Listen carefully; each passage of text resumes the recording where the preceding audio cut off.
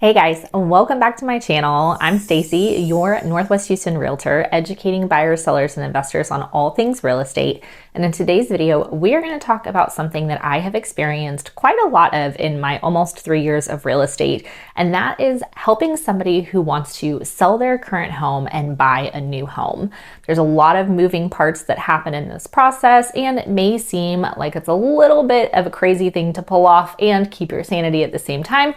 But in this video, I'm actually going to tell you how you can make that happen seamlessly and effortlessly with the right agent, the right strategy, and a great understanding of what that process looks like. Please take a second to like this video so that YouTube will push it out to more people who are looking to sell and buy at the same time. I also post videos every Thursday, so be sure that you subscribe to my channel so that you never miss a real estate video from me. And as always, please take a second to comment below so that I can know how you like this video, what questions you have, and if there are any other real estate topics that you'd like for me to go further into.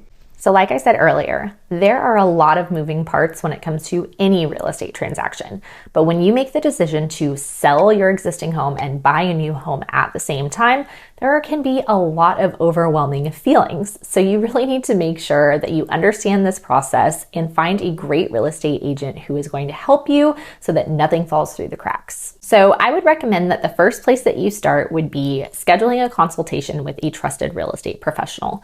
And depending on how many times you have purchased or sold homes in the past, you may or may not have a go-to real estate agent. And that is okay, because you can actually use this consultation as a way to interview different agents to make sure that you get different perspectives on this process, but also understand who is going to do the most for you and who you really vibe with to make sure that you get from start to finish with no hiccups. When I set consultations with my clients who are looking to sell and buy at the same time, it's really important for me to understand their wants and needs, why their current home is no longer serving them, and really get a better understanding of what they are looking for in their next home purchase. At this consultation, I want my clients to ask me any and all questions that they have about this process so that they understand it fully and feel confident knowing what the process will look like from start to finish. I also really like to educate my clients and make sure that they know what the seller expectations are when they accept an offer that is contingent. Ultimately, most sellers have the expectation that your home at least be on the market before they will accept an offer. But ideally, they want to make sure that you are under contract and have a buyer lined up so that there are less chances for things to fall through. Once we have finished that portion of our consultation, the next thing that I do is have my clients give me a tour of their property. I have them lead me through their home so that I can take note of the style of the home, any updates and upgrades that have been made, any repairs that have been made or need to be made, and it also just gives me a general idea of what needs to happen in order to prep the home for sale. But really, I'm also looking at all of these things to make sure that we are setting a realistic list price. I need to be able to see everything that is inside and outside of your home and how they compare to other comps in the neighborhood. Once I have that information, we will sit down together and look at comparable properties in the area and then come up with a realistic and competitive list price. Once we have the list price, I will be able to get you the next component, which is to help you understand how much money that you can net off of the sale of your property.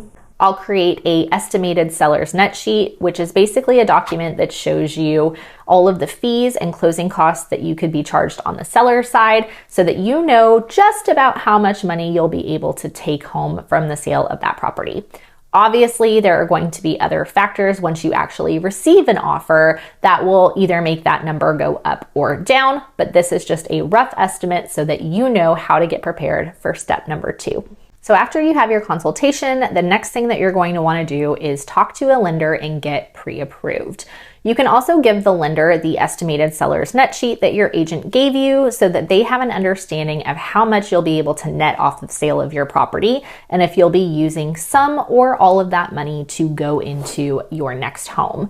This will be able to help you set your budget so that you know what your purchasing power is when you go to write an offer. Once you have your pre-approval in hand and you know what your purchasing power is, I'll then be able to take your budget and pair it with all of the wants and needs that we talked about at your buyer consultation. This will help me set up a MLS auto search for you so that anytime there is a new listing that hits the market, you and I will both be notified. This is a great way for you to be able to surface level start looking at homes that you're interested in.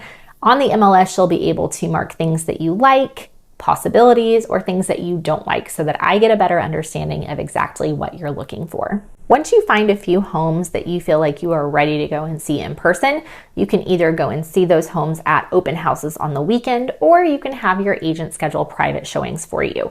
Just remember your timeline here and seller expectations. If you're going to be making an offer on any of the properties that you're interested in, sellers are typically going to want you to either have your home active on the market or under contract. So just make sure that you're aware of that time frame and doing everything that you can to prep your home for sale so that we can get it active on the market and sellers will take your offer more seriously.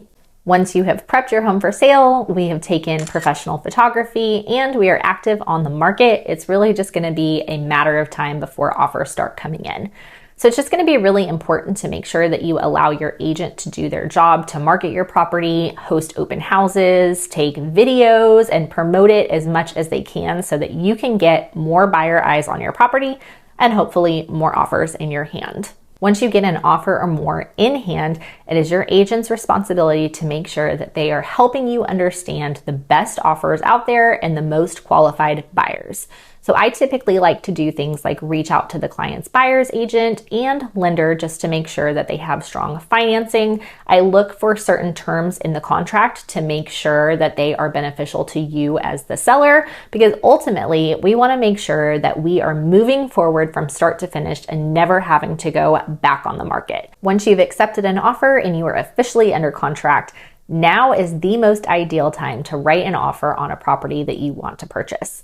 Your agent will be able to sit down with you and help you write a very competitive offer to help you stand out and hopefully get your offer accepted. Once you're under contract on the home that you are wanting to purchase, your real estate agent will help you get things done like your inspection and work with your lender as well as the title company to make sure that everything is flowing smoothly on both sides. And the last step in any real estate transaction, of course, is to get to the closing table. Depending on the closing dates in both of the contracts that you have, you may close on both properties on the same day, but more than likely you will be able to lease back your property until your new home is ready to be closed on. In Texas, we have a document that is called the Seller's Temporary Lease Agreement, which allows the new owners of the property to allow you to rent back or lease back the house that you owned until you can get to closing on your new home. I hope this video gave you a better understanding of what it looks like to sell your existing home and buy a new home at the same time.